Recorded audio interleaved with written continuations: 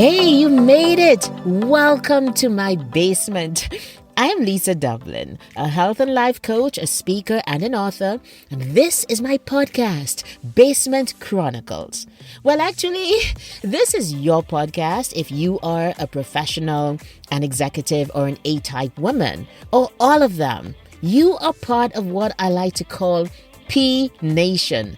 I serve you by providing resources to help you to speak, to lead, and to live with confidence because you know what? Confidence is everything. So, are you ready? Let's go.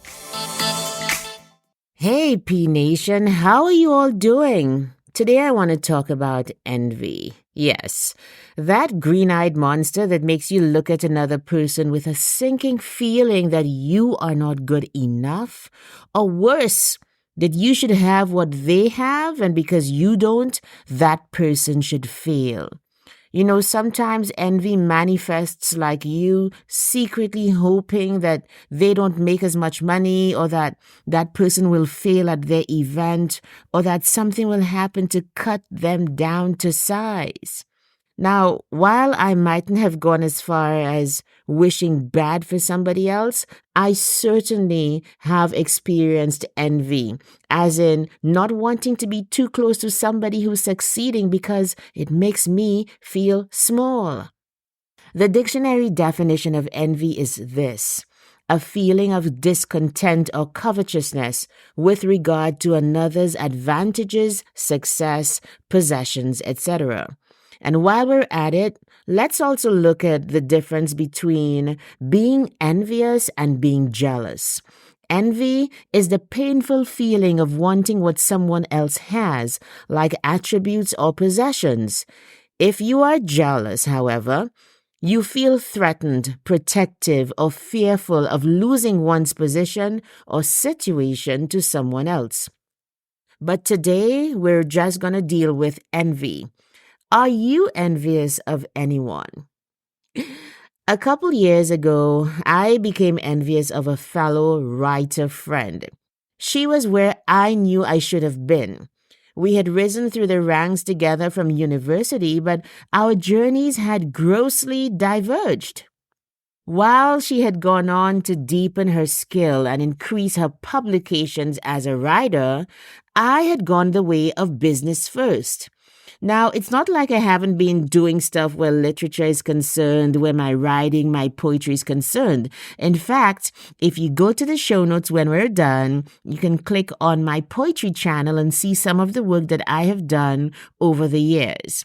But as far as I'm concerned, it is not enough. And back then, I have to admit, I reacted very badly. While my heart always swelled with pride when I saw her posts, when I saw her at writers' conferences, when she won big prizes or published yet another book, it was torture for me to be close to it. Have you ever been there? Like you're happy for somebody, but at the same time, it's a bit painful for you because it shows you up? That's exactly where I was. So I thought it best if I was happy for her from afar. It wouldn't hurt that much. And this is what I did. I muted my friend. I didn't unfollow her, but I sure muted her on social media.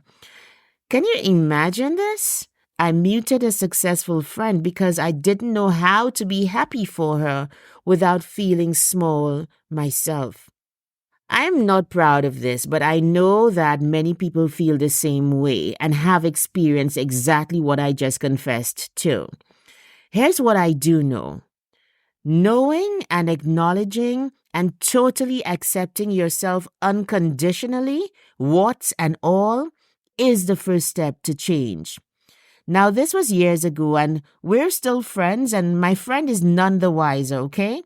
I'm the one who, over the years, has mellowed, repented, been forgiven by my Heavenly Father, and dealt with that sneaky monster in my heart. Because envy eats at you. Envy is covetousness that God asks us not to do. You shall not covet your neighbor's anything. It's a slap in the face of a God who has blessed you and can enable you to get what you think you should have. But you can't change what you don't first identify, examine, and become curious about. And so this is exactly how I dealt with this envy. I began to ask myself, why was this painful? What was coming up for me when I saw all her accolades? And it was this. The business of becoming a well-known, critically acclaimed writer is a lifelong process. And there was a part of me that believed I was running out of time, that if I had to go so far and so deeply into myself to pull out genius, and I had not even started, when would I succeed? There. That was the thought that had caused me to feel so flustered by my friend's success. I felt I was running out of time. Every time I saw her win, I was reminded of how much time I thought I had wasted. If you feel envious about anyone today, can I invite you to do this work on yourself for yourself? Get curious. Ask yourself why.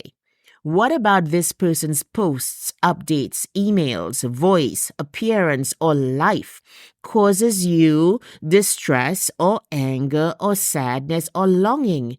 Take your time. It's just you and yourself.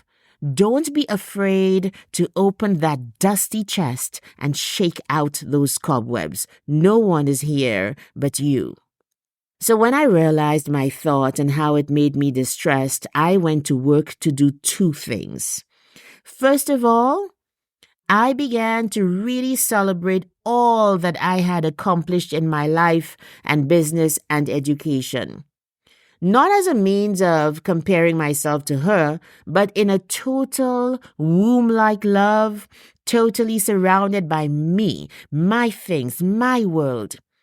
And I loved what I have created because I knew that I had made a choice for myself and my family. And so I went to work to accept my choice, embrace my choice, celebrate my choice to go into business instead of into writing. You guys, the minute I owned my stuff, I let go of the resentment and all of the coulda and shoulda, and I began to joyfully celebrate my friend as well. There was one more surprise waiting for me behind that curtain of self-exploration, y'all. The other part of envy is that irritation you feel when you see somebody doing great things. I felt an irritation that my friend had done the work towards becoming an acclaimed writer. Her head was definitely and clearly in the game. She was about all things literature, the teaching, the conferences, the readings, the workshops, the writer in residence stints, all of it. Me? I was into business plans, boardrooms, social media, websites, and more. The thing is, I wanted to be there just like her. Do you know how humbling it is to say that? I wanted to be her. I wanted what she had. But before, envy had kept me away from appreciating and following her hard work, her journey, her trajectory to what she had achieved. And that is what envy does. It makes you lose the opportunity for growth. When you envy people, you lose the opportunity to grow like they do. Because many times, the people we envy should be the people we should be emulating. But the thing is, we cut ourselves off from them because we cannot bear to look into their light. Listen, do this work for yourself. I was only able to make a plan to get into the business of writing when I dealt with those bad feelings within me. I had to let them go, and by God's grace, the envy gave way to joy, to liking, to raving about, to enjoying, and finally to accepting my friend as my example, not my competition or my nemesis.